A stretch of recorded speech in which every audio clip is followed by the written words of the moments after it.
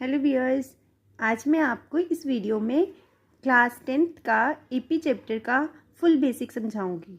तो इस वीडियो को लास्ट तक ज़रूर देखें, आपको फुल एपी चैप्टर समझ लग जाएगा।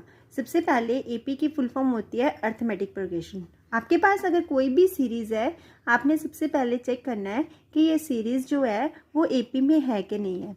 एपी में कोई भी सीरीज़ का कैसे पता चलता है? सपोज़ आपके पास एक नंबर है 1 2 3, ये सीरीज़ एपी में है। इसको चेक करने का है कि अगर इसमें जो डिफरेंस है वो सबका सेम है, यहाँ पे जैसे डिफरेंस 1 है तो ये एपी में है।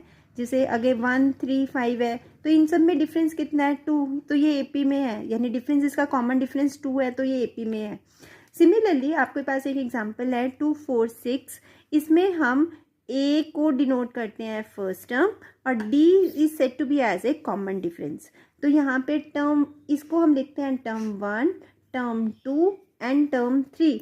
टर्म 1 जो होती है वो ए ही होती है फर्स्ट टर्म, और इसको वैल्यू कितनी है यहाँ पे 2, T2 यानी टर्म 2 कितनी है यहाँ पे, इसको हम निकालने के लिए a प्लस डी करते हैं। a प्लस डी यानी a first term plus common difference. तो यहाँ पे फर्स्ट टर्म कितनी थी 2, डिफरेंस कितना था हमें नहीं पता था, तो हम यहाँ पे डिफरेंस 4 माइनस 2 2, यानी हमारा कॉमन डिफरेंस कितना आ गया 2।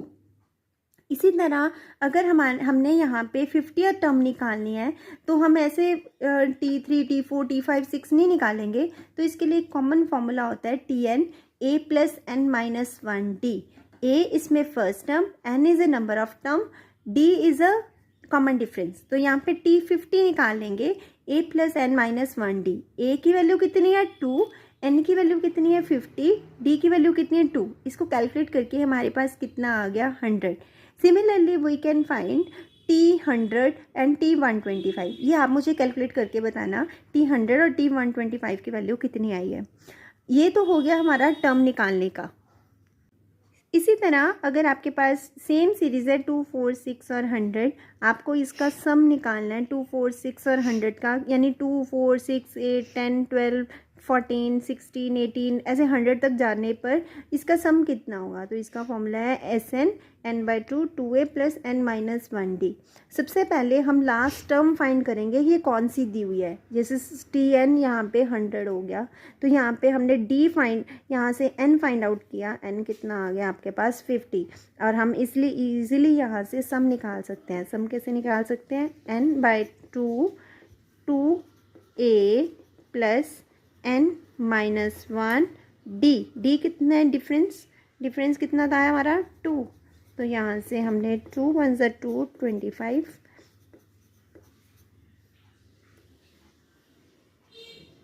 4 49 मल्टीप्लाई 2, तो 25